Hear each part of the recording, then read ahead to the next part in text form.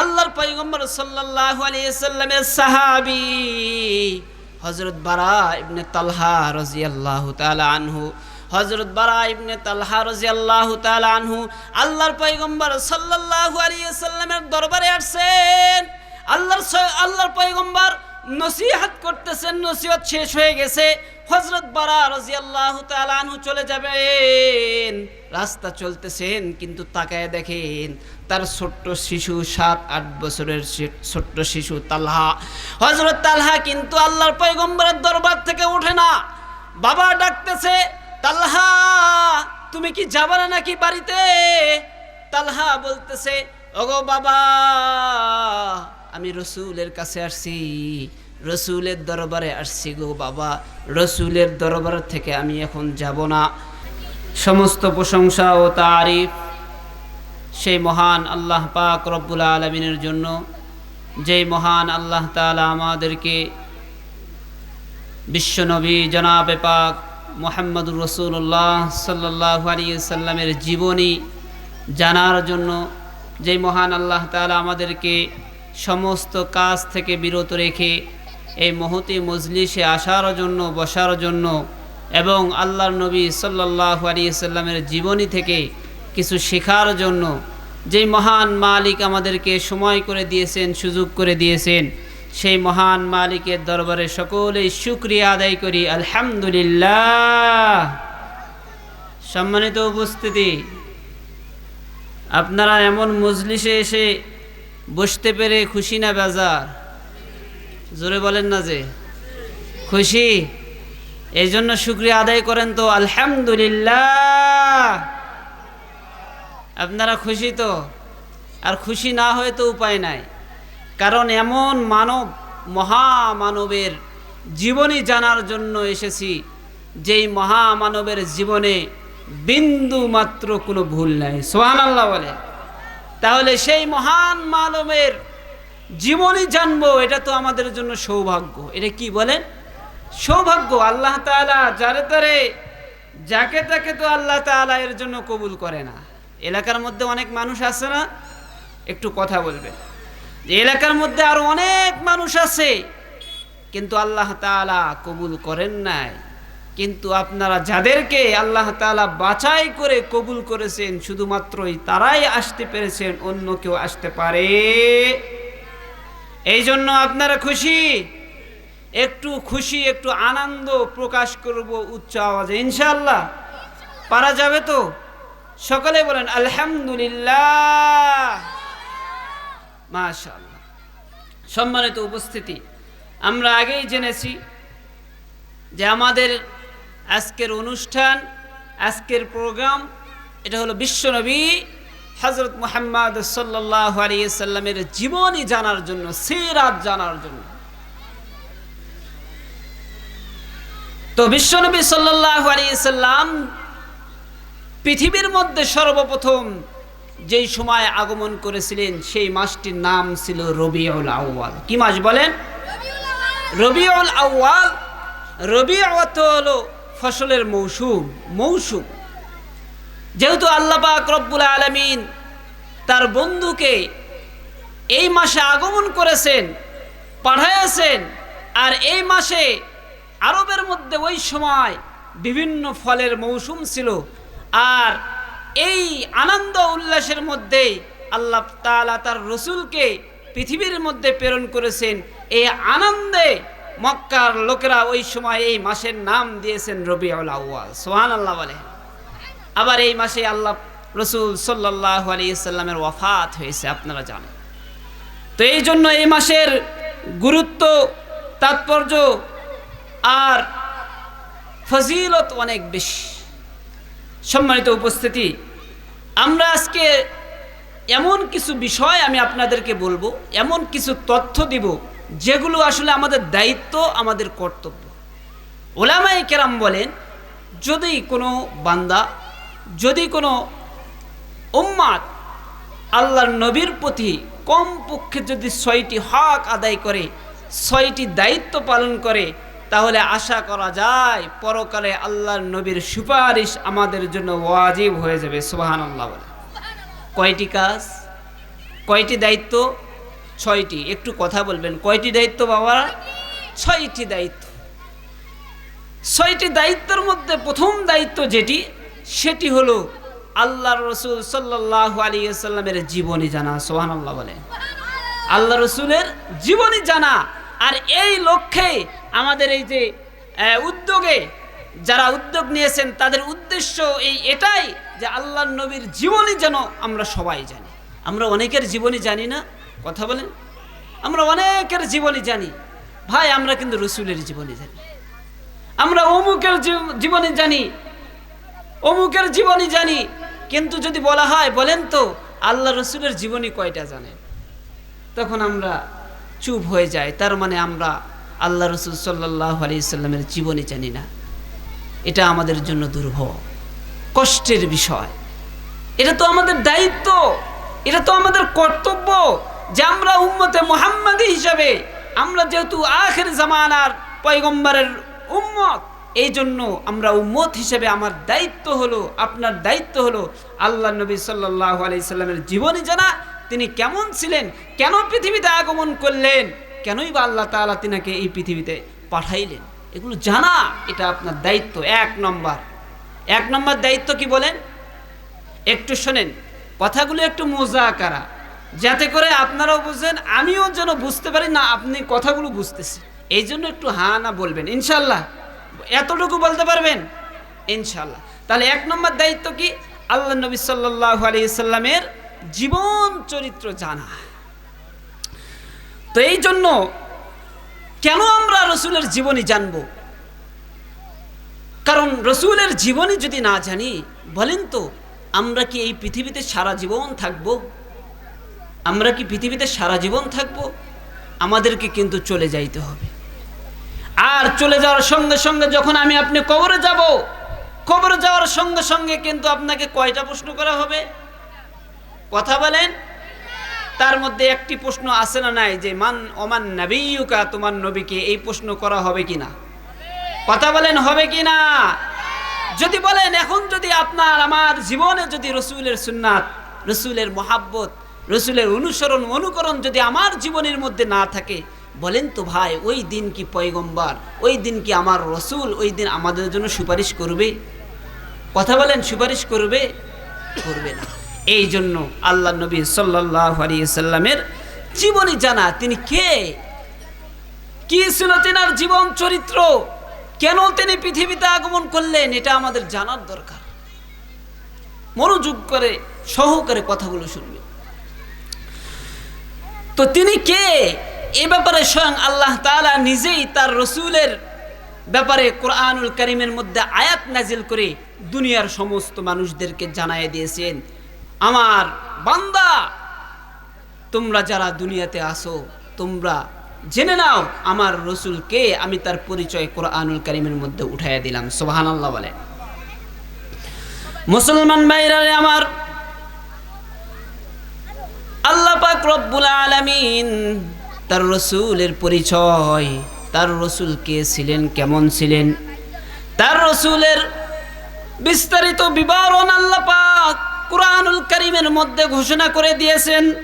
সূরা আহজাবের 21 নম্বর আয়াত আল্লাহ তাআলা তার রাসূলের ব্যাপারে বলতেছেন, লাকাদ কানা লাকুম ফি রাসূলিল্লাহি উসওয়াতুন হাসানা। আল্লাহু আকবার বলেন। আল্লাহ পাক রব্বুল আলামিন পৃথিবীর সমস্ত মানুষদেরকে ডাক দিয়ে বললেন, এ আমার বান্দারা, তোমাদের জন্য আমি তোমাদের জন্য একজন রাসূলকে আমি দুনিয়াতে প্রেরণ করেছি, যেই রাসূলের মধ্যে রয়েছে তোমাদের জন্য উত্তম আদর্শ। সুবহানাল্লাহ বলেন। এমন রাসূলকে আল্লাহ তাআলা আমাদের জন্য প্রেরণ করেছেন, যেই রাসূলের জন্য, যার মধ্যে আমাদের জন্য রয়েছে উত্তম আদর্শ, তার মতো, তিনার মতো উত্তম আদর্শের মানুষ পৃথিবীতে আগমন করে নাই, ভবিষ্যতেও আগমন করবে। বোঝেন নাই মনে হয়, বোঝেন নাই কথা, আগমন করবে। আরো জোরে বলেন, করবে। কি কেউ কি ঘুমাচ্ছেন নাকি? একটু হাত উঠান তো, একটু নাড়াচাড়া দেন। বলেন আলহামদুলিল্লাহ। একটু জাগ্রত করে নিলাম, আবার যদি কেউ চেয়ারে বসে ঘুমায়া যান, জাগ্রত থাকবেন ইনশাআল্লাহ। তো আল্লাহ তাআলা তার রসুলের জীবনী, তার রসুলের জীবন চরিত্র কোরআনুল কারীমের মধ্যে আলোচনা করলেন। এরপর আল্লাহ তাআলা তার রসুলের আদর্শ সম্পর্কে তিনি কেমন ছিলেন এই ব্যাপারে সূরা নাজমের 3 এবং 4 নম্বর আয়াত, কোন সূরা বললাম? সূরা নাজম কয় নম্বর আয়াত? 3, 4 নম্বর আয়াত। আয়াতের নম্বরগুলো এই জন্য বলতেছি যাতে করে আমাদের অনেক বিচক্ষণ মানুষ আমাদের বয়ানগুলো শোনেন, যাতে করে আপনাদের জন্য সুবিধা হয় যে কোথা থেকে আলোচনা করতেছি। মুসলমান ভাইরা রে আমার, সূরা নাজমের মধ্যে আল্লাহ তাআলা তার রাসূল সম্পর্কে বলতেছেন, আল্লাহ রাসূল সাল্লাল্লাহু আলাইহি ওয়াসাল্লাম যখন মক্কার মধ্যে দাওয়াত দেওয়া শুরু করলেন, কাফেররা যখন রাসূলকে মানলেন না, কাফেররা যখন রাসূলকে নিয়ে অকট্ট ভাষায় গালিগালাজ শুরু করলেন, আল্লাহর পয়গম্বর সাল্লাল্লাহু আলাইহি ওয়াসাল্লামের অন্তর, আল্লাহর পয়গম্বর সাল্লাল্লাহু আলাইহি ওয়াসাল্লামের মন ভেঙে টুকরা টুকরা হয়ে গেছে। আল্লাহর পয়গম্বর সাল্লাল্লাহু আলাইহি ওয়াসাল্লাম মন খারাপ করে বসে রয়েছেন। আল্লাহ তাআলা তার হাবিবের মনের খবর দেখতেছেন। আল্লাহ তাআলা জিবরাইলের মাধ্যমে কোরআনের আয়াত নাজিল করে তার বন্ধুকে সান্ত্বনা দিচ্ছেন। আল্লাহ তাআলা কোরআনুল কারীমের মধ্যে ঘোষণা করে দিলেন, বন্ধু আপনি গুসা করবেন না, আপনি মন খারাপ করবেন না। বন্ধু, মক্কার কাফেররা আপনাকে বোঝে না, তারা আপনাকে গালি দেয়, তারা আপনাকে পাগল বলে। আমি আল্লাহ তাআলা ওই সমস্ত মানুষদের জন্য জানায়া দিলাম, ওয়া ইন্নাকা লাআলা খুলুকিন আযীম। আল্লাহু আকবার বলেন, আরো আস্তে বলেন আল্লাহু আকবার বলেন, আরো জোরে বলেন আল্লাহু আকবার। আল্লাহ তাআলা তার রাসূলের শান মান বর্ণনা করতেছেন। হাবিব, মক্কার মানুষেরা আপনাকে তো পাগল বলে, কিন্তু আপনি রাসূল তো পাগল নয়, বরং যারা আপনাকে পাগল বলে গালি দেয় তারাই হলো বড় পাগল। কথা বলেন ঠিক কিনা? তারাই হলো বড় পাগল। আপনি রাসূল, আমার শান অনুযায়ী আপনি পাগল নয়, তারাই বড় পাগল যারা আপনাকে গালি দেয়। এইরকম ভাবে কোরআনুল কারীমের বিভিন্ন জায়গায় আল্লাহ তাআলা তার রাসূলের শান মান মর্যাদা বর্ণনা করেছেন, কেমন তিনি ছিলেন। শুধু তাই নয়, আল্লাহর পয়গম্বর সাল্লাল্লাহু আলাইহি ওয়াসাল্লামের 63 বছর জিন্দেগিতে আল্লাহর নবী সাল্লাল্লাহু আলাইহি ওয়াসাল্লাম কোনোদিন মিথ্যা কথা বলেন নাই। এমনকি আল্লাহর পয়গম্বর সাল্লাল্লাহু আলাইহি ওয়াসাল্লাম কোনোদিন নিজের মন গড়া কোনো কথা বলেন নাই। সুবহানাল্লাহ। আল্লাহ তাআলা তার রাসূলের কথা কোরআনুল কারীমের মধ্যে আবার ঘোষণা করে দিলেন। দুনিয়ার মানুষ তোমরা হয়তো মনে করতেছো আমার রাসূল মনে হয় নিজের খেয়াল অনুযায়ী, নিজের মন অনুযায়ী যা মন চায় তাই বলে। না না না না না, দুনিয়ার মানুষ তোমাদের ভুল হবে। আমার রাসূল তো অনর্থক কোনো কথা বলে না। আল্লাহ তাআলা বলেন, ওয়ামা ইয়ানতিকু আনিল হাওয়া ইন হুয়া ইল্লা ওয়াহয়ুন ইউহা। আল্লাহু আকবার বলেন। আল্লাহ তাআলা দুনিয়ার মানুষকে জানায় দিলেন, দুনিয়ার মানুষ তোমরা যারা দুনিয়াতে আছো, তোমরা মনে করতেছো আমার রাসূল মনে হয় নিজের খেয়াল, নিজের মন যেভাবে চাই সেভাবে কথা বলে। না না না, ওমা ইয়ানতিকু আনিল হাওয়া, আমার রাসূল, আমার বন্ধু তো অনর্থক কোনো কথা বলে না। আমার রাসূল যা বলে ইন হুয়া ইল্লা ওয়াহয়ুন ইউহা, আমি আল্লাহ যা কিছু আমার রাসূলের অন্তরে ওহী হিসাবে প্রেরণ করি, আমার রাসূল তাই বলে, অনর্থক কোনো কথা বলে না। সুবহানাল্লাহ বলেন। আল্লাহ তাআলা বলেন তার 63 বছর জিন্দেগিতে অনর্থক কোনো কথা বলে নাই। আমি আল্লাহ যা ওহী হিসাবে রাসূলের অন্তরে দিয়েছি, রাসূল তাই বলেছে। সুবহানাল্লাহ। 63 বছর জিন্দেগিতে যেই মহামানবের 63 বছর জীবনে চুল পরিমাণ কোনো ভুল ছিল না, কেউ কলম বসাবে এই সাহস কারো ছিল না। এত মহান একজন পয়গম্বর আমরা পেয়েছি। সেই নবীর উম্মত হয়ে আপনারা খুশি না বেজার? খুশি না বেজার? সম্মানিত উপস্থিতি, বলেছিলাম আমরা যদি আখেরি জামানার নবীর উম্মত হই তাহলে আমাদের কমপক্ষে কয়টি হক আদায় করতে হবে? কয়টি বলেন? 6টি। 1 নম্বরে হলো আল্লাহর পয়গম্বর সাল্লাল্লাহু আলাইহি সাল্লামের জীবনী জানা। তো এই জীবনী জানার দরকার আছে না নাই? তো জীবনী জানার যে দরকার আছে, এটা দায়িত্ব আপনাদের, এটা শুধু বুঝাইয়া দিলাম। জীবনী তো আজ সারা রাত যদি আলোচনা করা হয় শেষ করা যাবে না। শুধু দায়িত্ববোধ, আপনি উম্মতে মুহাম্মাদী হিসাবে আপনার যে দায়িত্ব আছে এতটুকু শুধু বুঝাইয়া দিলাম। এরপর 2 নম্বর দায়িত্ব আর কর্তব্য হলো যে আল্লাহর পয়গম্বর সাল্লাল্লাহু আলাইহি সাল্লামের উপর ঈমান আনা। কি আনা বলেন? ঈমান আনা। সেই সময় মক্কার মধ্যে যারা ঈমান এনেছিল, তারা মক্কার মধ্যে 2টি দল ছিল। যারা ঈমান এনেছে তারা হয়েছে মুসলিম সাহাবী, আর যারা ঈমান আনেনি তারা হয়ে গেছে কাফের, ফুজ্জার, জাহান্নামী। কথা বলেন ঠিক কিনা? যারা আল্লাহর পয়গম্বরের প্রতি এখনো যদি কিয়ামত পর্যন্ত যদি কেউ আল্লাহর পয়গম্বরকে অস্বীকার করে, তার ঈমান নাই, সে কাফের। বলেন কি? সে কাফের। রাসূলকে যদি কেউ অস্বীকার করে সে কাফের, তার কোনো ঈমান নাই। তো এই জন্য 2 নম্বর দায়িত্ব আর কর্তব্য হলো যে আল্লাহর পয়গম্বরের উপর ঈমান আনা। তাহলে কয়টি হক বলেছি আমি বলেন? 6টি হক কমপক্ষে আদায় করতে হবে। 1 নম্বর আল্লাহর নবী সাল্লাল্লাহু আলাইহি সাল্লামের জীবনী জানা। 2 নম্বর আল্লাহর নবী সাল্লাল্লাহু আলাইহি সাল্লামের উপর ঈমান আনা। এবার 3 নম্বর দায়িত্ব, আমরা উম্মতে মুহাম্মাদী হিসাবে, আখির জামানার পয়গম্বরের উম্মত হিসাবে আমাদের 3 নম্বর দায়িত্ব আর কর্তব্য হলো যে আল্লাহর নবী সাল্লাল্লাহু আলাইহি সাল্লামকে মুহাব্বত করা, ভালোবাসা। কি করা বলেন? আল্লাহর পয়গম্বরকে মুহাব্বত করা, এটা আমাদের দায়িত্ব, এটা আমাদের কর্তব্য। আমাদের এখানে অনেক মা বোন, আমি জানি অনেক মা বোনেরা এসেছেন, আপনারা ভালো করে কথাটি শুনবেন।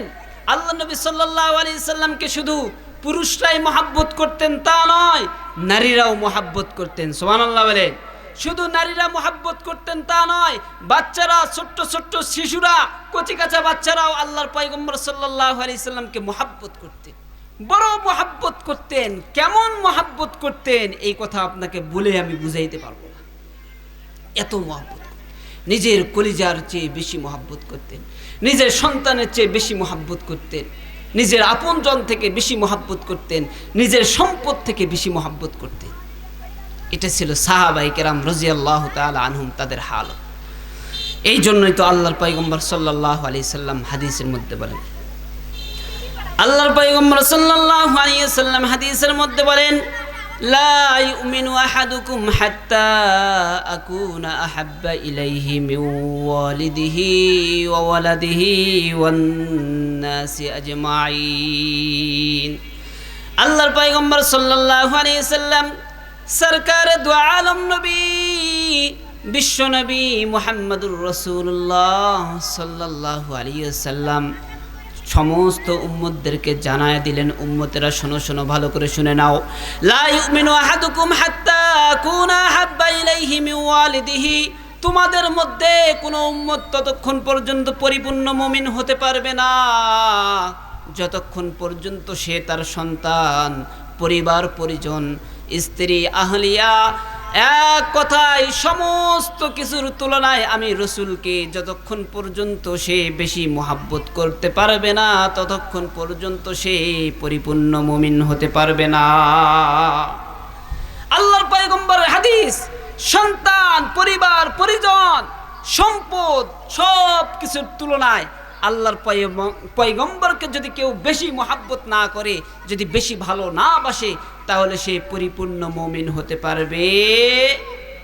ঘোষণাকার বলেন, ঘোষণাকার আল্লাহর পয়গম্বর সাল্লাল্লাহু আলাইহি সাল্লামের ঘোষণা। তাহলে এখন চলুন শুনি আল্লাহর পয়গম্বরকে ওই সময় মানুষেরা কত মহাব্বত করত। ওই সময় সাহাবায়ে কেরাম রাদিয়াল্লাহু তাআলা আনহুম আজমাইন, তিনারা আল্লাহর পয়গম্বর সাল্লাল্লাহু আলাইহি সাল্লামকে কেমন মহব্বত করতেন। বিশেষ করে মায়েরা, আপনারা যারা আসছেন ভালো করে শুনবেন, আল্লাহর পয়গম্বর সাল্লাল্লাহু আলাইহি সাল্লামকে মহিলারাও নিজের কলিজার চেয়ে, নিজের সন্তানের চেয়ে বেশি মহব্বত করতেন। মুসলমান ভাইরা রে আমার, আল্লাহর পয়গম্বর সাল্লাল্লাহু আলাইহি ওয়াসাল্লাম একবার যুদ্ধের ঘোষণা দিলেন। সমস্ত মানুষদেরকে ডাক দিয়ে বললেন, হে আমার সাহাবারা, তোমরা যুদ্ধের জন্য প্রস্তুতি নাও। আল্লাহর পয়গম্বর সাল্লাল্লাহু আলাইহি ওয়াসাল্লাম যখন এই ঘোষণা দিয়েছেন, সকলে যুদ্ধের জন্য প্রস্তুতি নেওয়া শুরু করেছে। এমন সময় এক মহিলা এসে আল্লাহর পয়গম্বর সাল্লাল্লাহু আলাইহি ওয়াসাল্লামের সামনে দাঁড়ায় গেছে। আল্লাহর পয়গম্বর সাল্লাল্লাহু আলাইহি সাল্লামকে ডাক দিয়ে বলেন, ওগো সরকারে দো আলম নবী, ওগো মুহাম্মদ রাসূলুল্লাহ সাল্লাল্লাহু আলাইহি ওয়াসাল্লাম, ওগো আল্লাহর পয়গম্বর, আমি তো মহিলা মানুষ, আমি তো যুদ্ধে অংশগ্রহণ করতে পারবো না। ওগো সরকার, কিন্তু আমার এই যে সদ্য ভূমিষ্ঠ একটা সন্তান, আমি আমার সন্তানের চেয়ে অনেক বেশি আপনি রসুলকে আমি মহব্বত করি নবী। আমার সন্তানকে আপনার কাছে আমি দিয়ে দিলাম, আমার সন্তানকে আপনি যুদ্ধের ময়দানে নিয়ে যান। আল্লাহর পয়গম্বর সাল্লাল্লাহু আলাইহি সাল্লাম ডাক দিয়ে বলে, মারে, তোমার সদ্য ভূমিষ্ঠ সন্তান তো এখনো তরবারি চালাইতে পারে না, তোমার সন্তান তো এখনো হাঁটতে পারে না, যুদ্ধের ময়দানে শত্রুদের মোকাবেলায় তো কিছুই করতে পারবে না রে মা। তোমার সন্তানকে আমি যুদ্ধের ময়দানে নিয়ে গিয়ে কি করব? আল্লাহর পয়গম্বর যখন এই কথা বলেছেন, মহিলা এবার কাঁদে কাঁদে আর বলে, ওগো সরকার দু আলম নবী, ওগো আল্লাহর পয়গম্বর, আমি জানি আমার সন্তান তলোয়ার ধরতে পারবে না, আমি জানি আমার সন্তান নিজে নিজে হাঁটতে পারে না, আমি জানি ওগো পয়গম্বর আমার সন্তান কিছুই করতে পারবে না, কিন্তু পয়গম্বর আমি কিন্তু আপনাকে মহব্বত করি আমার কলিজার চেয়ে বেশি, আমার সন্তানের চেয়ে বেশি মহব্বত কিন্তু আমি রসুল আপনাকে করি। এই জন্য আমার সন্তানকে আপনাকে দিয়ে দিয়েছি।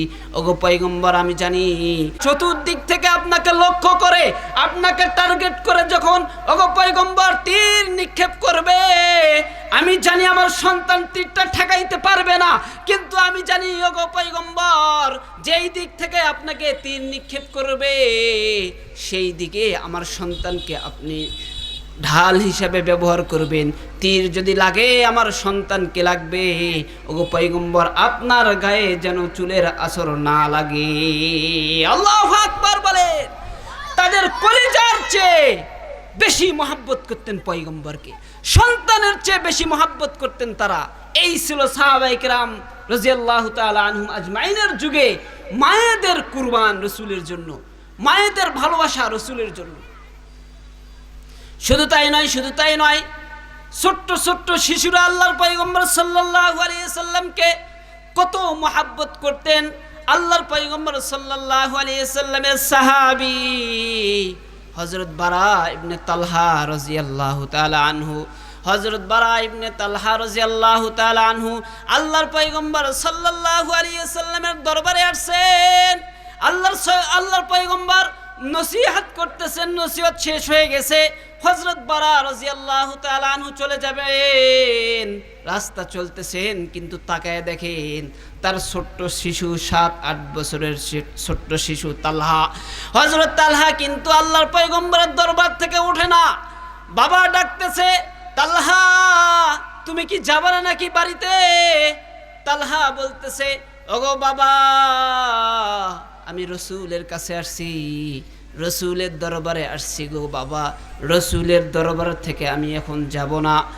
আল্লাহর পয়গম্বর সাল্লাল্লাহু আলাইহি সাল্লাম দূর থেকে দেখতেছেন তার ছোট্ট সাহাবী, বয়স কেবল মাত্র 8-9-10, ছোট্ট সাহাবী আল্লাহর পয়গম্বরের দরবার থেকে যান না। আল্লাহর পয়গম্বর তার এই মহাব্বত দেখে ডাক দিয়েছে, তালহা রে আয় আয় আমার কাছে চলে আয়। হযরত তালহা রাদিয়াল্লাহু তাআলা আনহু যখন আল্লাহর পয়গম্বর সাল্লাল্লাহু আলাইহি সাল্লামের কাছে আসছেন, আল্লাহর পয়গম্বরের কাছে একবারে বসেছেন। আল্লাহর পয়গম্বরকে ডাক দিয়ে বলে, ওগো সরকারে দু আলম নবী, আমি কিন্তু আপনাকে ভালোবাসি। সুবহানাল্লাহ বলেন। কি বলতেছি? ওগো সরকারে দু আলম নবী, আমি কিন্তু আপনাকে ভালোবাসি, আমার জীবনের চেয়ে কিন্তু আপনাকে বেশি মহব্বত করি। ওগো সরকারে দু আলম নবী, আমাকে এমন একটি আমল দিবেন কি, যেহেতু আমি আপনার একজন আশিক, এমন একটা আমল দেন যে আমলের মাধ্যমে আমি আল্লাহর কাছে চলে যাইতে পারবো। সুবহানাল্লাহ বলে। এমন একটি আমল দেন যে আমলের মাধ্যমে আমি আল্লাহর পয়গম্বরের নিকটবর্তী, আল্লাহর কাছে চলে যাব। আল্লাহর পয়গম্বর সাল্লাল্লাহু আলাইহি সাল্লাম তার ছোট্ট আশিককে পরীক্ষা করতেছেন। তালহা, তুমি কি সত্যি আমাকে মহব্বত করো? হ্যাঁ হ্যাঁ ওগো রাসূল, আমি আমার জীবনের চেয়ে বেশি আপনাকে কিন্তু মহব্বত করি। তখন আল্লাহর পয়গম্বর সাল্লাল্লাহু আলাইহি সাল্লাম মনে মনে ভাবতেছেন, আমার ছোট্ট সাহাবীকে একটু পরীক্ষা নেই। আপনাকে যদি কেউ বলে, ভাই আপনাকে খুব মহব্বত করি, আপনি পরীক্ষা নেবেন কিনা, দেখি তো কেমন মহব্বত করে, এটা পরীক্ষা নেবেন না? তা আল্লাহর পয়গম্বর ভাবতেছেন, দেখি তো আমার ছোট্ট সাহাবী তালহা কেমন আমাকে মহব্বত করে। আল্লাহর পয়গম্বর সাল্লাল্লাহু আলাইহি সাল্লাম তালহাকে ডাক দিয়ে বলে, তালহা রে, তুমি যেহেতু আমাকে ভালোবাসো আর আমার আদেশ কখনো অমান্য করবে না, তাই তোমাকে আমি রাসূলের আদেশ, তুমি তোমার এই কোমরের খঞ্জর দিয়ে তুমি তোমার পিতাকে আঘাত করো। হযরত তালহা রাদিয়াল্লাহু তাআলা আনহু আল্লাহর পয়গম্বরের এই আদেশ পাওয়ার সঙ্গে সঙ্গে নিজের কোমর থেকে খঞ্জরটা বের করে তার বাবার দিকে দৌড় মারছে। আল্লাহর পয়গম্বর সাল্লাল্লাহু আলাইহি সাল্লাম দূর থেকে ডাকতেছে, তালহা রে যাস না, আয় আয় রে তালহা যাস না। আমি রাসূল তো দুনিয়াতে আগমন করেছি বাবা সন্তানের মধ্যে মহব্বত সৃষ্টি করার জন্য, সন্তান হয়ে বাবাকে আঘাত করার জন্য কিন্তু আমি রাসূল আগমন করি নাই। তালহা যাস না, আয়, আমি ছোট্ট একটা পরীক্ষা নিয়ে নিয়েছি, পরীক্ষার মধ্যে তুমি পাশ করেছো। আল্লাহু আকবার। পরীক্ষার মধ্যে পাশ করেছো। ছোট্ট সাহাবীর বয়স কত বলেন? বলেন কত বলেছি? 8, 9, 10 বছরের সাহাবী, ছোট্ট সাহাবী। দেখেন রাসূলের মহব্বত, রাসূলের আদেশ কেমন মানতেন, বলার সঙ্গে সঙ্গে সেকেন্ড দেরি করে না, সেকেন্ড দেরি করে না। আল্লাহর পয়গম্বর সাল্লাল্লাহু আলাইহি সাল্লামের মহব্বতের সাহাবী কয়েকদিন পর অসুস্থ হয়ে পড়েছেন। আল্লাহর পয়গম্বর সাল্লাল্লাহু আলাইহি সাল্লামের কানে খবর আসছে, ওগো আল্লাহর পয়গম্বর, আপনার ছোট্ট সাহাবী তালহা অসুস্থ হয়ে গেছে। আল্লাহর পয়গম্বর সাল্লাল্লাহু আলাইহি সাল্লাম খবর পাওয়ার সঙ্গে সঙ্গে তালহার বাড়িতে চলে গেছেন। গিয়ে দেখেন তালহার অবস্থা খুব একটা ভালো না। তার বাবাকে ডাক দিয়ে বলে, বারা, আমার মনে হয় আমার তালহা আর বেশি দিন বাঁচবে না রে বারা, তোমাকে আমি একটা কথা বলে যাই রে বারা, আমার মহব্বতের ছোট্ট আশিক দুনিয়াতে আর বেশি দিন থাকবে না রে বারা, তোমাকে আমি ওসিয়ত করে গেলাম, আমার ছোট্ট আশিক যদি ইন্তেকাল করে রে বারা, তুমি কিন্তু আমাকে খবর দিবা, আমার আশিককে আমি নিজেই জানাজা করাবো, আমার আশিককে আমি নিজেই কবরে রাখবো রে বারা, তুমি কিন্তু আমাকে খবর দিবা। আল্লাহর পয়গম্বর সাল্লাল্লাহু আলাইহি সাল্লাম এই কথা বলে চলে গেছেন। ছোট্ট সাহাবী তালহা রাদিয়াল্লাহু তাআলা আনহু আল্লাহর পয়গম্বর সাল্লাল্লাহু আলাইহি সাল্লামের এই কথা শোনার পর তার বাবাকে ডাকছেন, বাবা, আমার পয়গম্বরকে কিন্তু তুমি বলতে পারবা না, বাবা আমি জানি আমি আর বেশি দিন বাঁচব না, বাবা আমার হয়তো ইন্তেকাল হবে, বাবা আমি হয়তো দুনিয়া থেকে চলে যাব বাবা, কিন্তু আমার ওসিয়ত আমার পয়গম্বরকে তুমি কিন্তু বলতে পারবা না। তবে বাবা আমার মৃত্যু যদি দিনের বেলা হয় তাহলে কিন্তু তুমি রাসূলকে খবর দিবা, আর আমার মৃত্যু যদি রাতের বেলা হয় তাহলে কিন্তু আমার রাসূলকে খবর দিবা না। যখন এই ওসিয়ত করে হযরত তালহা রাদিয়াল্লাহু তাআলা আনহু তার বাবাকে ওসিয়ত করলেন, কয়েকদিন পর তালহা রাদিয়াল্লাহু তাআলা আনহু ইন্তেকাল করেছেন। আল্লাহর পয়গম্বরকে খবর দেওয়া হয় নাই। কয়েকদিন পর আল্লাহর পয়গম্বরের কানে খবরটা চলে গেছে, ওগো পয়গম্বর, ওগো সরকারে দু আলম নবী, আপনার ছোট্ট আশেক বারা ইবনে তালহা তো ইন্তেকাল করে গেছে, মারা গেছে। তেরাকে জানাজা করাও শেষ, কয়েকদিন হয়ে গেছে। আল্লাহর পয়গম্বর সাল্লাল্লাহু আলাইহি সাল্লামের অন্তর ভেঙে টুকরা টুকরা হয়ে গেছে। রসুলের ছোট্ট আশেক, রসুলকে কলিজা তার জীবনের চেয়ে বেশি মহব্বত করত, সেই আশেকের ইন্তেকাল হয়েছে। আল্লাহর পয়গম্বর সঙ্গে সঙ্গে তার বাড়িতে চলে গেছে। ডাক দিয়ে বলে, বারা রে, আমার আশেক মারা গেছে, তুমি কিন্তু আমাকে খবর দিলা না। আমার ছোট্ট আশেক, আমার ইচ্ছা ছিল আমার আশেকের জানাজা আমি রসুল নিজেই করাবো, তুমি কিন্তু আমার খবর দিলা না। বারা রাদিয়াল্লাহু তাআলা আনহু বলতেছে, ওগো আল্লাহর পয়গম্বর, ওগো সরকার দু আলম নবী, আমার ছোট্ট সন্তান যদিও ছোট, আপনার ছোট্ট আশেক যদিও ছোট, কিন্তু রসুল আপনাকে সে এত মহাব্বত করত, তার জীবনের কোনো মায়া সে করত না। সে তার জীবনের চেয়ে বেশি মহাব্বত কিন্তু আপনি রসুলকে করত। ওগো পয়গম্বর, আপনি এই কথা বলে যাওয়ার পর যখন আপনি আমার বাড়ি থেকে চলে গেছেন, তখন কিন্তু বারা আমাকে ডাক দিয়ে ওসিয়ত করে গেছে। ওগো পয়গম্বর, আমার সন্তান আমাকে বলছে, বাবা, আমার মৃত্যু যদি দিনের বেলা হয় তাহলে কিন্তু রসুলকে খবর দিবা, বলে কিন্তু রসুলকে খবর দিবা না। যখন এই কথা বলেছে, আল্লাহর পয়গম্বর বললেন, কেন এই কথা বলেছে আমার তালহা? বারা রাদিয়াল্লাহু তাআলা আনহু বলতেছে, ওগো সরকার দু আলম নবী, মক্কার মধ্যে অবস্থা তো ভালো নয়, কাফেররা সর্বদা আপনার পিছনে লেগে থাকে। বারা রাতের বেলা ইন্তেকাল করেছে, রাতের বেলা যদি আপনার কাছে সংবাদ দেয়, আপনি কিন্তু রসুল ঠিক থাকতে পারবেন না। আপনি রসুল কিন্তু আমার সন্তানের জানাজার জন্য চলে আসবেন। ওগো রসুল, মক্কার পথ দিয়ে যখন আমার বাড়িতে আপনি আসবেন, এই সময় যদি শত্রুদের আক্রমণের কবলে পড়েন, এই ভয়ে আমার তালহা মৃত্যুর আগে ওসিয়ত করে গেছে, আমার মৃত্যু যদি রাতের বেলা হয় তাহলে কিন্তু রসুলকে খবর দিবা না। আল্লাহু আকবার বলে।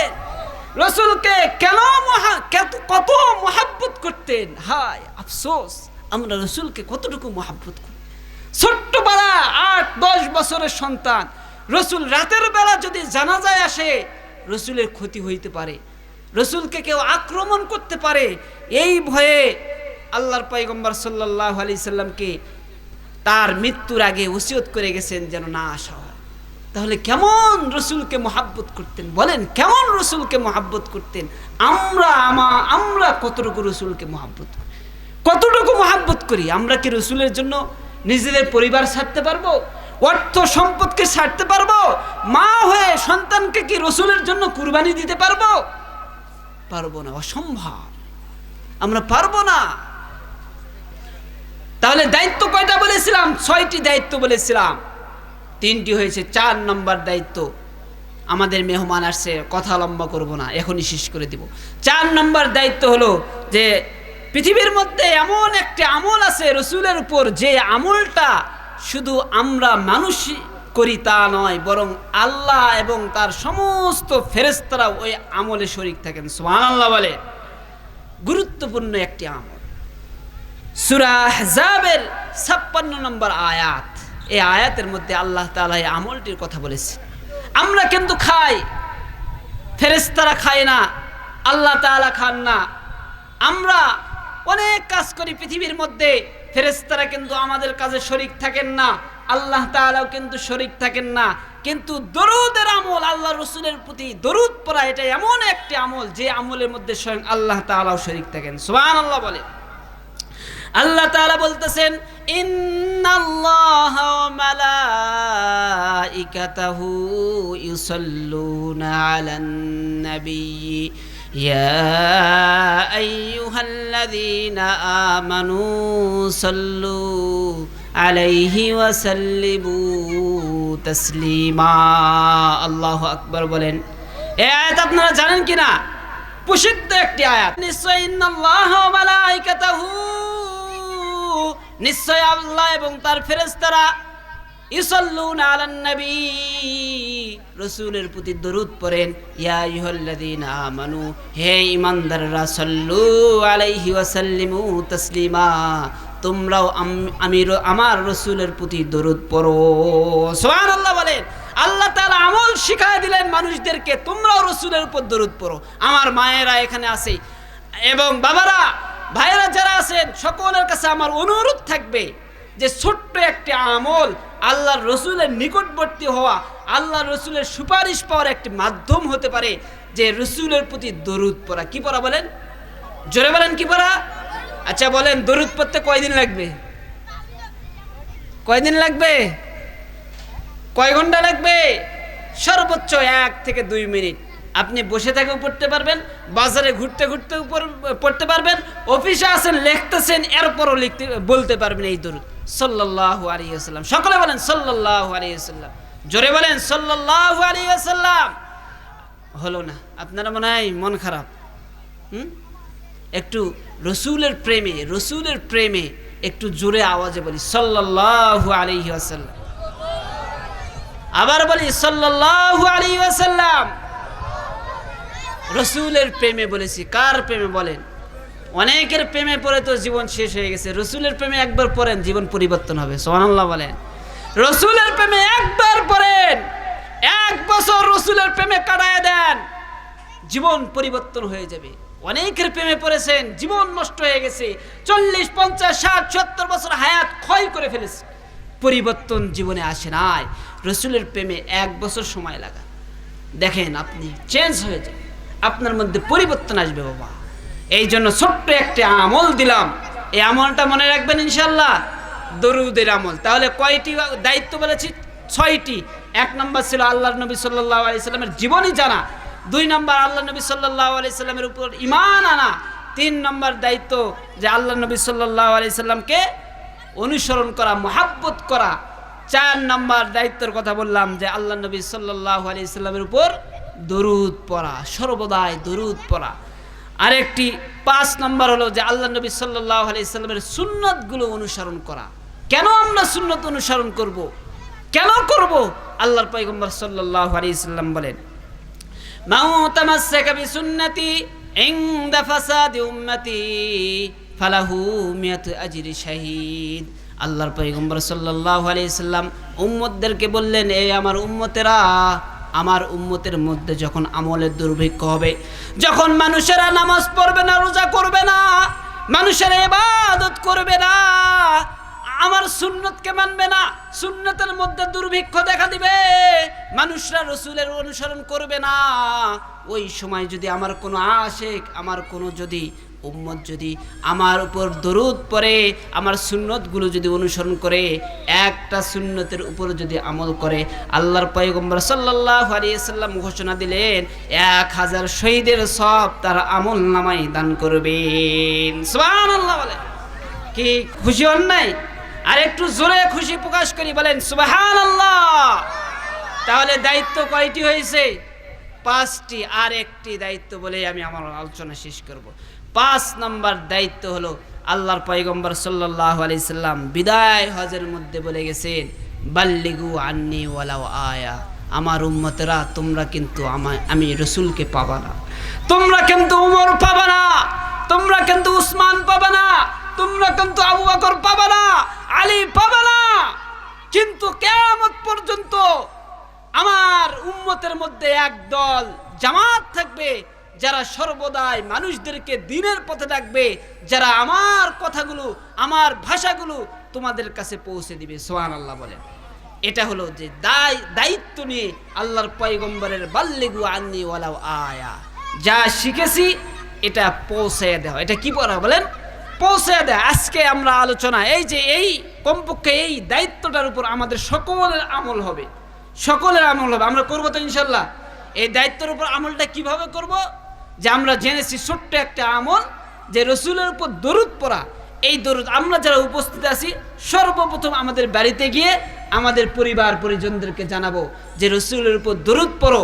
রসুলকে যদি আমরা তো দেখি নাই, কিন্তু দেখার স্বপ্ন হলেও দেখার একটা মাধ্যম আছে যে বেশি বেশি আল্লাহর নবীর প্রতি দরুদ পড়া। এই দাওয়াত যদি আমরা পৌঁছায় দেই তাহলে এই হাদিসের উপর আমল হয়ে যাবে, বাল্লিগু আন্নি ওয়ালাউ আয়া, আমার পক্ষ হতে একটি বাণী হইলেও মানুষের কাছে পৌঁছায় দাও। সুবহানাল্লাহ বলে। এই দায়িত্ব পালন করব তো কারা কারা কারা কারা একটু হাত রাখে রসুলের প্রেমে বলি ইনশাআল্লাহ, হাত নামান। আমরা ইনশাআল্লাহ এই দায়িত্ব কমপক্ষে পালন করব। এই বলে আমি আমার আলোচনা এখানেই শেষ করতেছি।